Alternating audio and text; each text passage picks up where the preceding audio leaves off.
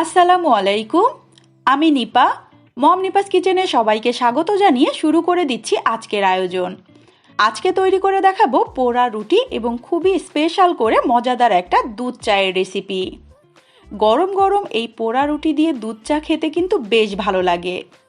সকাল এবং সন্ধ্যার নাস্তা হিসেবে এটা কিন্তু বেস্ট একটা নাস্তার রেসিপি। চলুন তাহলে দেখে নেই এর প্রস্তুত প্রণালী।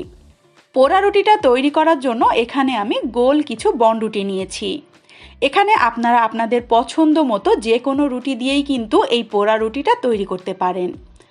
আর এই পোড়া রুটিটাকে পোড়ানোর জন্য এখানে নিয়েছি আমি কনডেন্স মিল্ক। সম্পূর্ণ রুটিতে খুব ভালোভাবে আমি একটা ছুরির সাহায্যে রুটির উপরে লাগিয়ে নিচ্ছি। আপনারা চাইলে সামান্য একটু বাটার স্প্রেড করে দিয়ে তারপরে কিন্তু এই কনডেন্স মিল্ক এবং চিনির গুঁড়াটা ছড়িয়ে দিতে পারেন।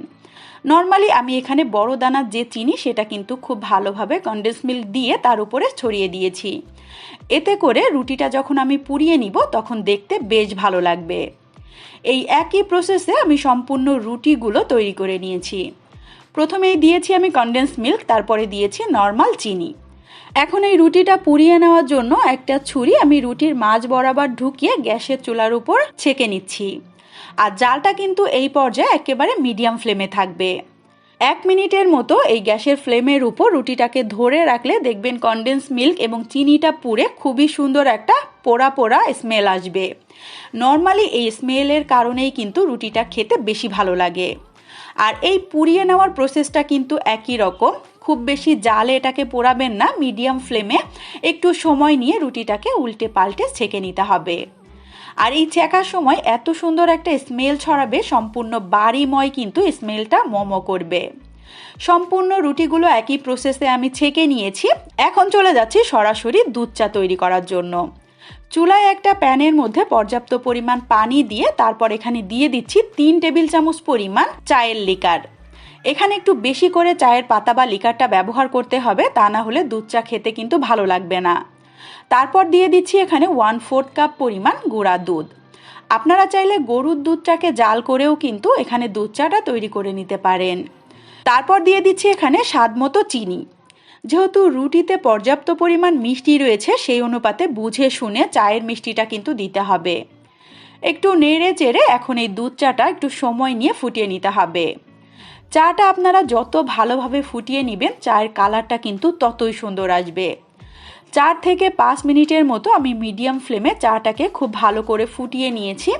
দেখতেই পাচ্ছেন মাশাআল্লাহ চায়ের কালারটা কতটা সুন্দর এসেছে। আর নর্মালি দুধ চা তৈরি করতে কিন্তু একটু বেশি সময় লাগে অন্যান্য চা তৈরি করার ক্ষেত্রে। যত বেশি করে জাল করা হয় দুধ চার ফ্লেভার এবং টেস্ট কিন্তু ততটাই বেড়ে যায়। দুধ চাটাকে ছেঁকে আমি কাপের মধ্যে নিয়ে নিয়েছি। আর এদিক থেকে দেখতেই পাচ্ছেন আমার পোড়া রুটিগুলো কিন্তু একেবারেই রেডি। এখন জাস্ট পরিবেশনের জন্য পোড়া রুটি এবং দুধ চা আমি খুব সুন্দরভাবে একটু সাজিয়ে গুছিয়ে ডেকোরেশন করে নিচ্ছি।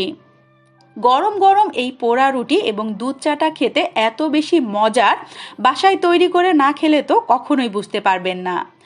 আর এত বেশি টেস্টি এবং ফ্লেভারফুল হয় যে একবার তৈরি করে খেলে বারবার এভাবে তৈরি করে খেতে ইচ্ছা করবে।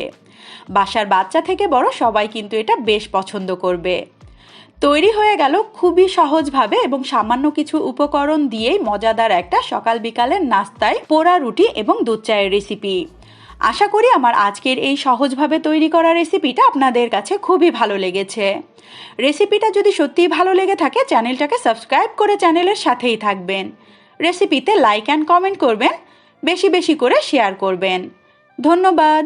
আল্লাহ হাফেজ সবাইকে। আসসালামু আলাইকুম।